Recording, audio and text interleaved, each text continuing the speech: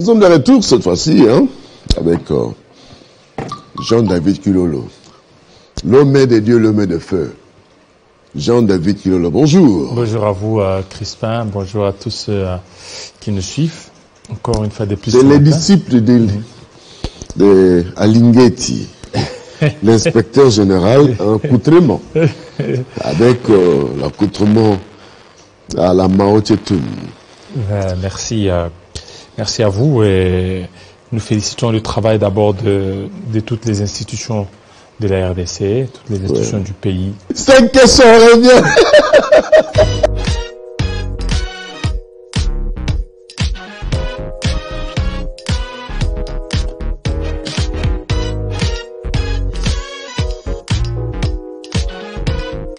L'homme de Dieu, l'homme de feu, Jean-David Kilolo, vous l'aimez bien?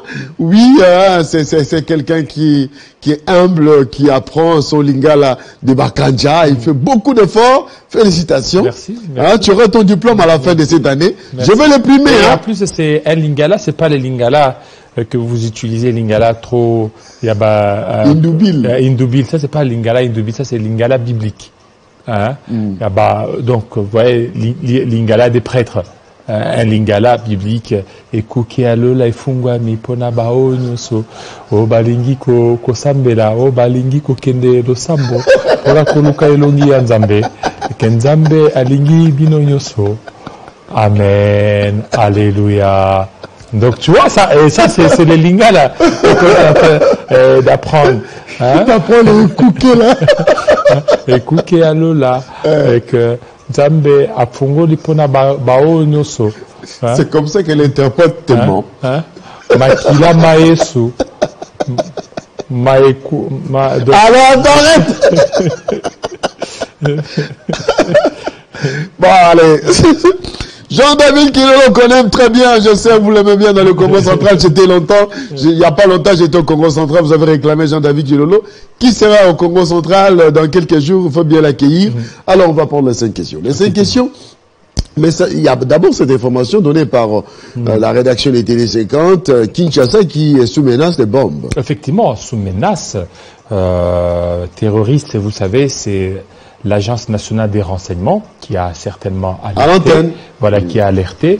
Et vous savez, il faut que toutes les dispositions sécuritaires soient prises pour éviter. Et quand c'est l'ANER qui l'annonce, il ne faut pas minimiser les il ne faut pas minimiser. Il dit que c'est pour ce 12 janvier. Cet attentat viserait particulièrement de hautes personnalités militaires, civiles, qui devraient être exécutés par 2 terroristes dont l'habillement convenable ne pourrait faire l'objet d'un moindre soupçon. L'explosif serait l'explosif monte vite comme ça que je lise un peu. On peut vous amener le document. Voilà, l'explosif serait transporté dans un véhicule qui transporterait des vivres. À cet effet, elle m'a chargé de vous demander de mettre en alerte maximale pour la surveillance des mosquées, supermarchés, des lieux à forte concentration humaine, des hôtels les plus fréquentés, des personnalités VIP, des églises et campus universitaires. Vous savez que l'ANER n'alerte pas comme ça s'il y a cette alerte. Donc, très chers téléspectateurs, c'est à prendre au sérieux. À prendre au sérieux. Lorsque vous devez vous déplacer, vous devez certainement avoir toutes les précautions. Ne vous déplacez pas vaille comme ça. Surtout des personnalités VIP. Dans des endroits VIP, ils ont parlé des universités, de Pullman, de Rotana, c'est où Memling, hôtel du gouvernement. Voilà, hôtel du gouvernement. Donc vous devez prendre toutes les précautions. Hôtel du gouvernement. Les endroits fortement fréquentés, les supermarchés. Supermarchés, vous savez, il y a des supermarchés ici à Kinshasa presque partout. Et ils ont aussi dit... le bâtiment. Il y a le bâtiment qui abrite la fonction publique, la banque centrale. La banque centrale, partout, et l'ANER. Donc il faut que la surveillance soit, qu'on puisse prendre des mesures draconiennes pour réellement être en alerte. Et à plus, on a dit, ça serait par 2 terroristes qui, lorsque vous regardez leur accoutrement, ça ne va rien transparaître d'anormal ou de danger. Peut-être ils seraient bien habillés, très bien. Et en plus, ça sera dans un véhicule qui transporterait des vivres. Des vivres, on ne sait pas. Et puis, une fois que des véhicules qui sont stationnés quelque part, il faut certainement alerter. Et c'est dit que ne vous hasardez pas. Constatez un mouvement suspect. Voilà, si vous constatez un mouvement suspect, vous voyez un véhicule qui vient stationner devant vous et ces véhicules qui transportaient des vivres, vous devez prendre toutes les précautions, éviter. Et surtout, des gens qui viennent et puis qui sont très bien habillés ou habillés je ne sais comment, mais il faut que toutes les précautions soient prises. Et en plus, vous savez, lorsque l'alerte a été donnée par l'Agence nationale des renseignements, si ça rate aujourd'hui, ça peut être peut-être 1 ou 2, peut-être 10 jours, mais pendant ce temps, à partir d'aujourd'hui et dans la suite, il faut prendre toutes les précautions. Alors, dans votre entourage, si vous constatez un mouvement suspect, des gens que vous pensez être suspects, il faudra toujours contacter les services de sécurité, surtout la police de proximité, qui se trouve dans votre proximité. Et puis, dans votre milieu du travail, quelqu'un que vous suspecterez et qui n'est pas habituellement dans votre sillage, que vous vient avec un véhicule que vous ne connaissez pas. Vous connaissez pas. Alors, en tout cas, soyez vigilants. Soyez vigilants. Ne restez pas dans l'indifférence totale. Quand l'ANER donne l'alerte, c'est pour demander à la population de collaborer. Surtout pour les informations. Collaborer, donner les informations aux besoins qui permettront de pouvoir mettre la main sur ces terroristes. Et en plus de cela, lorsque déjà c'est les débuts de l'année, au mois de janvier, on a toujours un peu des histoires pas très bien. Vous voyez, Mamadou Ndala a été tué ce mois de janvier.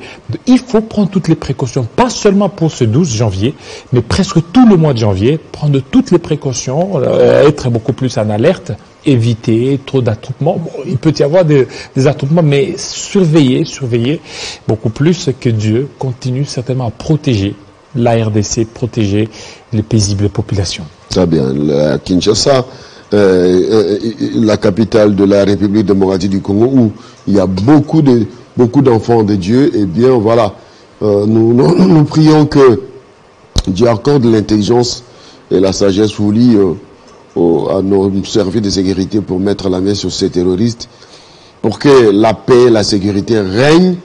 Kinshasa, il n'y aura pas de bain de sang au nom de Jésus-Christ. Allez, on continue. Voilà, aujourd'hui on va parler un peu de la lutte contre la pauvreté. Crispin, il y a des dames qui réfléchissent par rapport à ça. Nous allons suivre Madame Maïmouzi, donc qui nous suit, et puis on revient. Maï, elle est là, vous suivez son nom. Dieu tient à ce piège. non, je voulais seulement savoir les noms. Allez, on va prendre la première question, mesdames et messieurs. Le secteur de l'agriculture, si vous n'avez pas des routes de dessert agricole, vous n'avez pas des routes d'évacuation, les paysans aussi sont découragés. Il y a des syndicats de paysans qui parlent, qui sont organisés. Nous avons dans les mouvements associatifs ici, beaucoup qui travaillent seulement dans l'agriculture, mais qui sont aussi dans ces problèmes de transport, d'évacuation, de déposage, de commercialisation. J'étais à Rutshuru, on était dans un atelier sur la paix, et on demandait aux gens, mais pourquoi vous faites toujours la guerre, pourquoi vous tuez les uns les autres?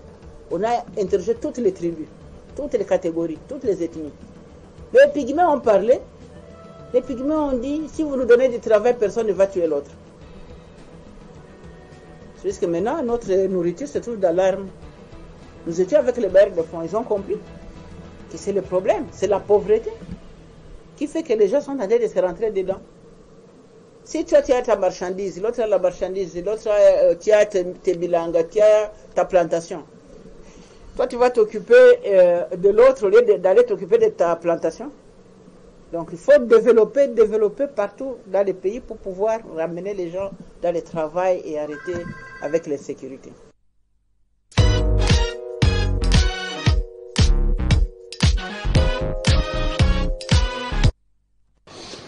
Donner du travail et puis il n'y aura pas d'insécurité. Oui, c'est important.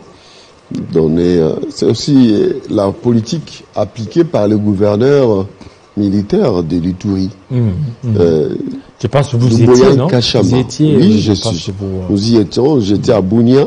Nous avons fait l'interview avec le gouverneur militaire Luboya Nkashama qui m'a expliqué que la guerre ne se termine pas seulement avec le coup de feu.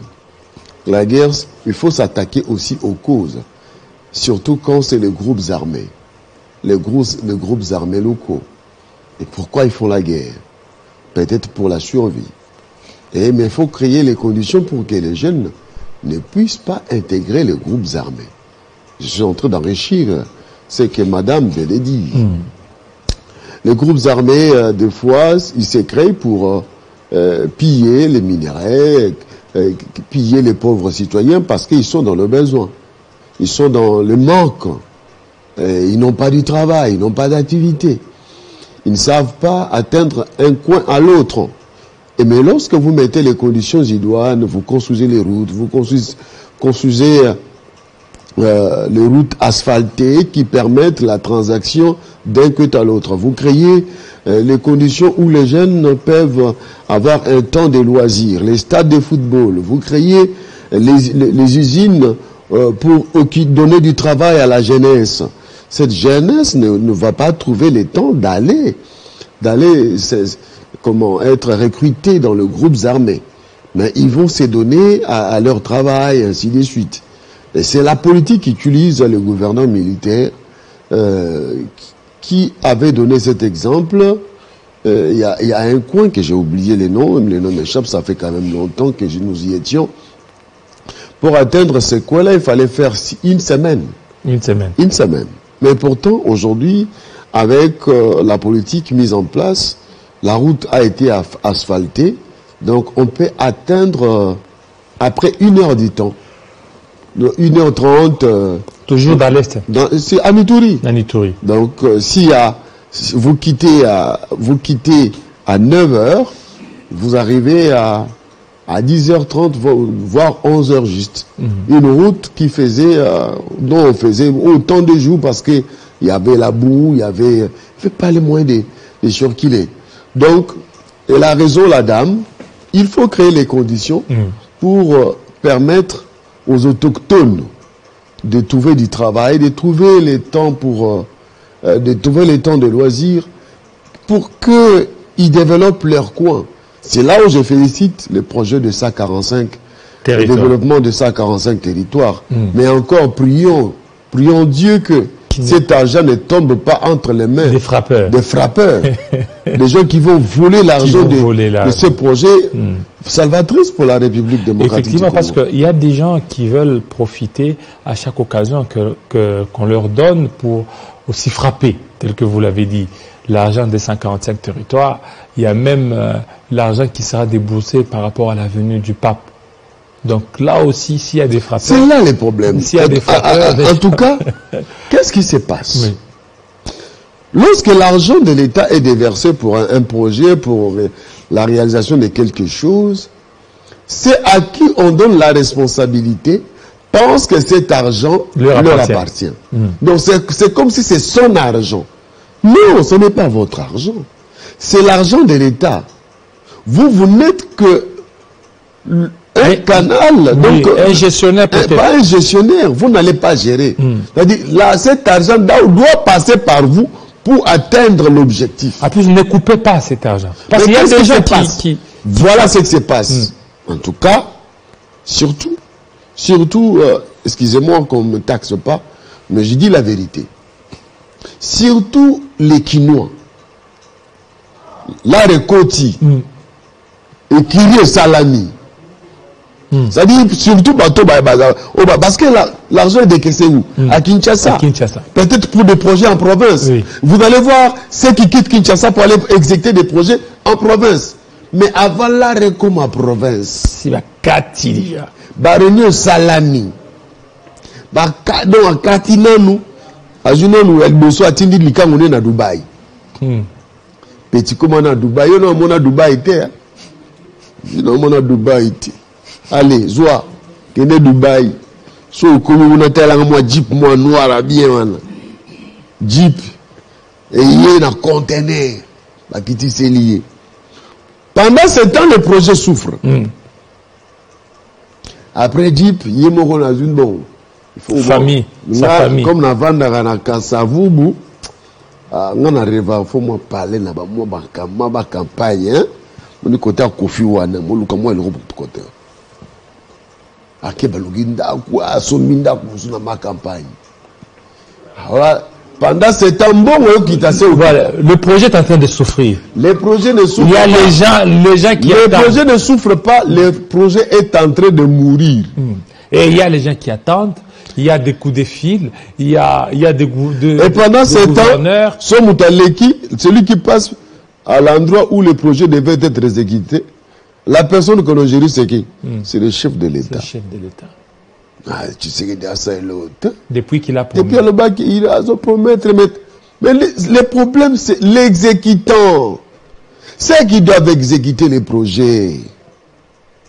Monter manini batubazanango. Je vais donner l'exemple. Là où les gens s'attendaient les moins, c'est là où le gouvernement de Sama Lukonde marque les points.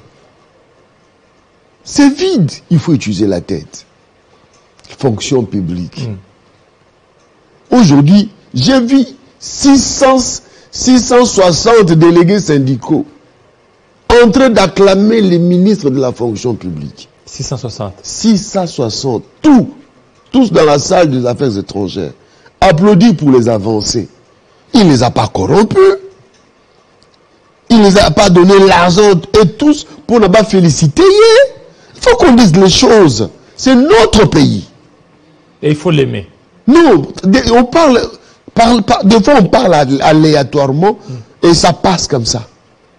Excusez-moi, mais moi, tout ce qui passe aux gens, la Jeep à danger, oui, si c'est aux gens, oui, c'est normal. Mais tous les nouveaux riches là qui passent, qui se pavanent à Bandal. Bon, alors qu'il y a de cela quelques années, 3 ou 3 ans avant. Na Bandal avec des Jeeps, on consomme un moulou mobimba, na mesa, zoliana batou, masang et tondi mesa. Ces gens-là, il faut bien le vérifier. Parce que hier, Azaki n'est ce qui chez couleur na poto. Hier, Azaki n'est moutou, à sa cop na poto, c'est normal, moutou vivre dans la cop na. Mais quand on te donne des responsabilités d'État, aujourd'hui, nous avons 10 000 fonctionnaires de l'État qui ont été envoyés à la retraite. À l'époque, ils partaient. À l'époque même, ça n'existait même pas. Ils avaient sauté. Retraite dans le Congo, ils avaient sauté. Surtout à fonctionnaires. Mais cette fois-ci, vous partez avec 10 000 $ pour les secrétaires généraux. Avec 12 mois de salaire cumulé. Donc, nous devons que na retraite. Atonda. Non, atonda te. Azana mbongo. Ako comme commerçant. Parce que avec 12 mois de salaire, on comme à 40 000 $. 40 000 $ sur Zamaël, papa, ou comme Moukolo. On comme ça, moi, projet. Les chefs de division, ils ont 8 000 $ avec 12 mois de salaire cumulé. Les directeurs, na 7 000. Les huissiers avec 6 000 avec 12 mois d'arrière. Mais encore vous appelez la Rwanda, et bien va fonctionner, et les gens sont contents. Et c'est le Congo qui gagne. Ce n'est pas Jean-Pierre Liao. Mais même les chefs de l'État, c'est les chefs de l'État qui gagnent.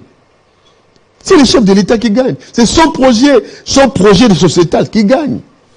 Mais c'est que c'est passé en Bujimaï. Ce n'est pas normal. Ce n'est pas normal. Regardez maintenant, on doit lancer des enquêtes. Il fallait batonga université. Est-ce que c'est normal? Est-ce que c'est normal? Et communauté, ça a bisoté, et maintenant, le gouvernement a résilié le contrat avec et maintenant, quand le gouvernement résilie les contrats, c'est pour que ces travaux se réalisent quand? Ça va encore prendre du temps. Il faut chercher notre contractant pour relancer ces travaux. Ça prend certainement du temps et c'est compliqué. On donne, dans cette affaire aussi, il faut qu'on nous donne la vérité. C'est l'argent de l'État. RAM. Même pas, même à la RAM. Non, d'abord RAM, Papa, Ram, c'est ton argent, c'est mon argent. Oui. Et en plus, cet argent, la TVA, et ça a été bouffé, détourné. Comment ça fait? Comment? Je ne comprends pas. Yo ministre, yo conseiller, yo chef de projet. Ma passion bongo. Mais au sein de mais tu es un voleur. Mon voleur, tu es moins vie. Ça dit escroc. Moins vie. Escroc. Donc vous êtes un escroc. Donc on doit te regarder avec des loupes. Tu es vraiment un escroc et tu dois avoir honte comme le chef de l'État. Je ne peux pas comprendre que Kagame puisse éventuellement être un spécialiste des guerres. Moi, à sa place, je me cacherai. Vous n'avez même pas l'état d'aller manger le ngoul parce que moi, à votre place, je me cacherai parce que vous êtes des voleurs. Et en plus, la plupart de ceux qui font ça, ils sont là avant qu'ils ne le fassent. Ils étaient des donneurs de leçons. Une fois qu'ils sont arrivés regardez, je donne l'exemple. Mon frère, qu'on l'aime ou qu'on l'aime pas, Mata Tamponio a fait son temps et on a vu les preuves. Et vous savez... Non, attendez, on a vu des preuves, on a vu des choses. Mata Tamponio, les routes sont asphaltées. Mais vous êtes dans la province du chef de l'État. On vous donne de l'argent pour réaliser des projets pour la province d'origine du chef de l'État. Vous bouffez cet argent. Mais en tout cas, je pense que si rien n'est fait, ça sera ridicule pour nous, les Congolais. Crispin, on doit arrêter les gens. Vous savez, l'université Mapon, ça a coûté 6 millions de dollars. 6 millions. 6 millions. Ici, on nous parle de 42 millions. Mais là, ici, 42 millions pour l'université officielle de Mbuji-Mayi, dilapidée. Peu importe toutes les explications de ministres, de ces papas, 42 millions. Mais et vous savez pourquoi les procureurs n'ouvre pas les enquêtes? Non, il a ouvert. Okay. Le procureur général après la Cour des comptes, il a ouvert les enquêtes. Il veut certainement voir clair. Et vous savez, les 42 millions, qui a dit ça? C'est Madame Isabelle Tshisekedi, l'épouse du ministre de Pétenty, qui a parlé des 42 millions. Parce qu'on l'a vu dans une vidéo. C'est pas moi, c'est la vidéo, parce que je ne peux pas atteindre comme bateau. C'est-à-dire qu'on l'a vu, cette dame qui a parlé. Non, 42 millions. Et elle était fâchée. Parce que quand elle est arrivée là, les travaux n'étaient qu'au niveau de la fondation. Alors qu'il fallait, au bout de 9 mois, que ces travaux soient finis. Elle est arrivée là, 8 mois après, au niveau de la fondation. L'argent a été déboursé, 42 millions. Où s'est réparti cet argent? Le chef de l'État est du Kasaï. Il fallait commencer déjà à donner l'exemple. Et lorsqu'ils ont commencé à dire, vous savez, les gens nous ont suivis lorsqu'on parlait aller construire chez vous. Beaucoup de gens nous ont suivis. Et ils ont dit, ok, nous devons aussi construire. Ils sont allés nous construire au niveau de Mbuji-Mayi. Vous savez qu'est-ce qui a été fait? La route Mbuji-Mayi-Kananga, 30 millions détournés. Rien n'a été. Même pas début des travaux. Papa, c'est-à-dire que détourné. Détourné. Il y a cette histoire de Kalamba Bougie, détournée. 50 millions. Regardez, 50 millions, 30 millions, 42 millions. Où seraient partis tous ces millions? Au niveau seulement du Kasaï. Et même à l'époque, il y a cela une année, en 2021, le ministre de la Recherche scientifique, parce qu'actuellement on est en train de racoler ou de raccommoder cette interview, alors qu'il a tenu cette interview il y a de cela très longtemps. Joseph Pandel l'avait dit à son époque, en 2021, j'insiste bien, parce qu'il y a ces détracteurs qui veulent certainement dire que non. Il a fait ça aujourd'hui. Il a fait ça aujourd'hui, alors qu'il a fait très longtemps. Il a dit que nous sommes des voleurs. Parce que les travaux, même pour la construction du barrage de Katende, donc ces fonds ont été délocalisés. Chute Katende, il n'y en a pas. Des routes, les infrastructures détournées. L'université officielle de Mbuji-Mayi détournée. Tous les travaux, tous les projets Tchilé-Gelou détournés. Et le chef de l'État a beaucoup misé sur ça. Vous savez, lorsqu'il a lancé le projet Tchiré, je vous dis que l'exemple, c'est-à-dire qu'il fallait certainement au niveau du Kasaï qu'il y ait cet exemple-là. Lorsque les gens vont voir, non, le chef de l'État, il a été au Kasaï, voyez, suivez l'exemple. Cet exemple-là, beaucoup de gens ont détourné. Et qui détourne ça? Ce sont les collaborateurs du chef de l'État. Et ces collaborateurs, ils passent, je ne sais pas, ils sont en train de battre campagne pour le chef d'État, dans leur bouche, disant que nous voulons le deuxième mandat, mais dans le fait, ils ne veulent pas du deuxième mandat du chef de l'État.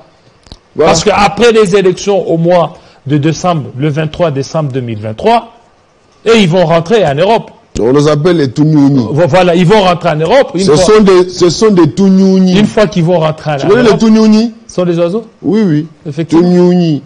Ils vont rentrer en Europe. Donc les vols est vraiment systématisé et institutionnalisé. Il faut certainement qu'ils puissent éviter, qu'ils soient sincères dans ce qu'ils sont en train de faire. On va prendre la deuxième question. Ah non, maintenant nous allons mettre des stratégies. La stratégie que moi j'ai toujours rêvé, c'est de remettre le plan national qu'avaient fait le Corée, les experts congolais, ici, sur une durée de 30 ans pour pouvoir développer les pays. Ils nous ont dit, vous êtes riches, vous avez toutes les richesses du monde, vous avez le sol, le sous-sol, et vous avez tout. Et vous avez l'eau, et vous avez le climat, et vous avez les forêts. Mais si vous ne transformez pas ces ressources, si vous ne les transformez pas, vous allez vivre sur votre sol pauvre et vous serez toujours en train d'errer parce que les autres vont venir ici, vous exploiter, vous partirez. Nous avons demandé, mettez ce programme lorsque Matata était en place. Mettez le programme en action. Personne ne lui a donné le programme. Mettez, c'est un programme national. C'est un programme qui existe. C'est un programme qui est diffusé. Mais, si moi je te dis que moi j'ai mis telle stratégie pour régler, je te mentirais parce que je ne suis qu'un mouvement très faible par rapport. Mais j'ai seulement le plaidoyer. Mon plaidoyer, c'est de chercher à tout prix à ce que ces programmes-là se réalisent. Sinon, ils ont dit, transformer d'abord, chercher d'abord l'électricité.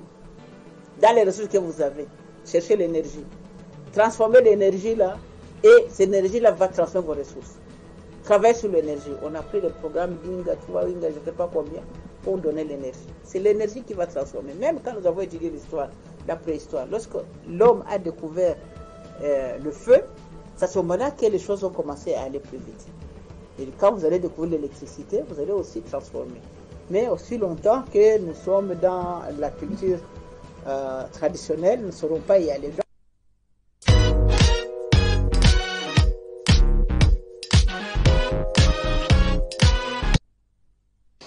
Voilà, nous allons prendre la troisième question, Jean-David Kilolo. Voilà, on prend la troisième question. Vous savez, nous sommes là pour aider la population à se prendre en charge. Crispin, on l'a toujours dit, ils doivent travailler, ils ne doivent pas quémander. Vous savez, attendre de quelqu'un, ça fait très mal. Lorsque vous attendez de quelqu'un que la personne ne vous sert pas, ça fait très mal. Vous dites que non, j'attends que M. Crispin me donne de l'argent un certain jeudi. Vous êtes là, lorsque vous voyez des téléphones qui sonnent, ce n'est pas lui, c'est quelqu'un d'autre. La journée passe, vendredi, samedi, dimanche, ça fait très mal. Mais lorsque vous dépendez des personnes et que vous travaillez pour vous-même, ça vous rendra certainement... J'avais lu quelque part, certainement beaucoup plus dépendant. Écrit, je n'attends rien de personne pour ne pas être déçu. Pour ne pas être déçu, effectivement. N'attendez rien de personne. N'attendez rien de personne. Travaillez. Le plus important, c'est de travailler. Travaillez pour vous-même, pour votre famille, pour vos enfants, pour votre femme, pour votre ménage. Organisez-vous. Organisez-vous, ça c'est le plus important. Les peu que vous gagnez, les peu que vous avez $50, vous avez $100, $20, essayez de vous organiser. Mangez selon les capacités de votre travail. C'est-à-dire que ne cherchez pas à vivre au-delà de vos limites, de vos moyens. Et lorsque vous voulez vivre au-delà de vos moyens, vous allez voler. Voilà pourquoi, lorsqu'il y a la route Kalamba-Mbouji, la route Mboujimaï-Kananga, vous allez voler parce que vous voulez vivre au-delà de vos moyens. Vous savez, vous voulez rentrer en Europe, démontrer à vos anciens amis que voilà, moi j'ai trouvé du travail à Kinshasa, maintenant j'ai beaucoup d'argent, je peux manger dans tous les restaurants VIP des Champs-Élysées. Voilà. Est-ce que c'est important? C'est-à-dire que et vous dilatez l'argent comme ça de l'État. De l'État et les projets ne sont pas réalisés à cause de votre cupidité. Et vous savez, j'ai même aimé la réaction d'Akaj. Akaj a dit il faut certainement que les magistrats puissent montrer de quoi ils sont capables dans ce dossier. Il faut qu'ils le montrent. Parce qu'aujourd'hui, on a comme l'impression, après le projet sensationnel de 100 jours qui a été médiatisé, surmédiatisé, la suite c'est quoi? C'est que les autres là, ils sont arrêtés et puis ils sont relâchés. Et ils sont arrêtés, ils sont relâchés. Nous aimerions aussi, dans cette affaire des Tchilégelou, comme on dit l'exemple, qui donne un bon exemple, que la justice fasse son travail et qu'il n'y ait pas de pression politique. Vous savez, ce qui tue... Ça n'a pas commencé aujourd'hui. Ce sont des pressions. Ces problèmes de Tchilégelou. Dès le premier voyage du chef de l'État dans le Kassai oriental, on avait déjà décrié le fait qu'il y avait des fonds qui ont été détournés pour la construction des écoles, oui, dans le cadre du projet Tchilégelou. Mais la suite, c'est quoi? C'est rien. C'est ça le problème. C'est ça le problème. On va prendre la 4e question, mesdames et messieurs, voilà, avant de clôturer. C'est vrai. D'abord, on n'est même pas, on a lancé et on n'était pas encore prêt. Nous, on essaie toujours dit qu'on n'est pas prêt pour lancer. On n'est pas prêt pour lancer. Pourquoi? Parce que nous aurions aimé faire ce travail avec, pas que nous allons parler, donner le micro à la population. Passer le micro baladeur à toutes les populations, quel que soit là où ils se trouvent. Et filmer et ramener maintenant les images à la télévision pour que les décideurs eux-mêmes voient ce que la population va dire. Ce n'est pas nous qui allons parler. Nous avons beaucoup parlé dans notre vie. Nous avons animé de 1993 jusqu'à aujourd'hui. Nous ne pouvons pas continuer à animer. Il faut maintenant que le peuple lui-même anime ses propres réalités.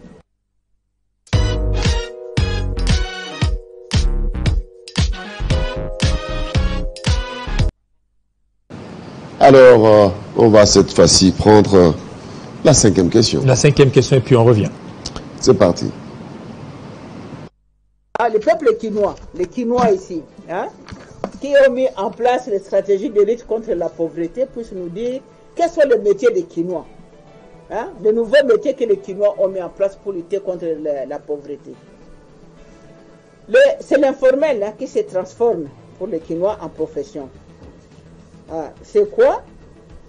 Les Quinois ont mis en place des petits boulots pour lutter contre la pauvreté. Ce n'est pas une fatalité. Ils se disent, article 15, c'est la débrouille. Débrouillez-vous. Mais ce sont des réponses locales aux problèmes réels qu'ils traversent, aux problèmes concrets. Vous avez les cambistes, ce sont les changeurs de monnaie. C'est un métier, c'est une profession, c'est un emploi, mais ça fait nourrir les cambistes et sa famille. Vous avez les marchands d'eau en sachet. C'est une stratégie de lutte contre la pauvreté. Aujourd'hui, c'est la pauvreté, donc nous parlons de la pauvreté. À Kinshasa d'abord, je ne vais pas d'abord aller en province. Vous avez les anti-gangs, les gens qui protègent dans les places publiques, donc qui vous protègent pour aller dans un taxi. Vous avez les vidangeurs de poubelles qui passent dans chaque parcelle pour prendre les poubelles. Vous avez aussi les vidangeurs de fosses septiques. Vous avez les Kadhafi. Quand vous leur demandez où est-ce que vous trouvez votre source d'approvisionnement, ils s'énervent. Mais c'est son emploi. Vous avez les mamans manœuvres. Vous avez les mamans bibou pour la... Personne ne connaît ça. Ce sont des métiers. C'est la lutte contre la pauvreté. Mais est-ce que c'est la lutte contre la pauvreté? Alors, vous avez les porteurs, vous avez les chiffonniers, vous avez les facilitateurs de voyage dans un bus ou un taxi-bus. Quelqu'un qui vous prend une place et qui ne doit pas voyager, mais vous prenez la place, vous donnez quelque chose. Vous avez les chargeurs de téléphone, vous avez les porteurs ambulants. Vous allez sur le Libongo, vous avez aussi, comment on les appelle, dockers, hein? Dockers. Vous avez les secrétariats debout. Vous allez à Matongue ici, vous allez chercher quelque part quelqu'un qui te tape un texte, il te le fait tout de suite. Alors, les Quinois vivent de ça. Vous avez les commissionnaires, vous avez les agences. Tout ça, c'est de l'informel. Les cantonniers, les gens qui bouchent les trous sur la route et tout ça. Vous avez les vernisseurs, les gens qui passent pour nous faire les ongles à la maison. C'est du boulot. Et vous avez les parlementaires debout, que les politiciens ici utilisent pour embêter les autres. Vous avez les mamans Kabola, qui achètent un sac de maïs. Les mamans là sont là pour Kabola, alors vous allez les payer dans les maïs. Vous avez les évangélistes, et les pasteurs qui sont dans le bus en train de prêcher, tout ça. Après le prêche, vous avez des gens qui vendent des fruits, des trottoirs, etc. Mais mes chers amis, c'est la lutte contre la pauvreté. Nous avons un ministère de l'Emploi. Et aujourd'hui, la plupart des maisons sont devenues des ONG ou des Ligablo. Est-ce que c'est normal? C'est moi seul qui dois voir ça? Ou vous devez aussi voir ça, vous les journalistes? Est-ce que c'est normal que ces histoires-là purulent comme ça dans les pays? Vous trouvez que c'est normal? Et quand un politicien passe, vous allez l'acclamer? Non. Ou bien nous sommes malades, ou bien il y a quelque chose qui ne va pas. Ou bien c'est moi qui suis folle et je ne comprends pas ce qui se passe.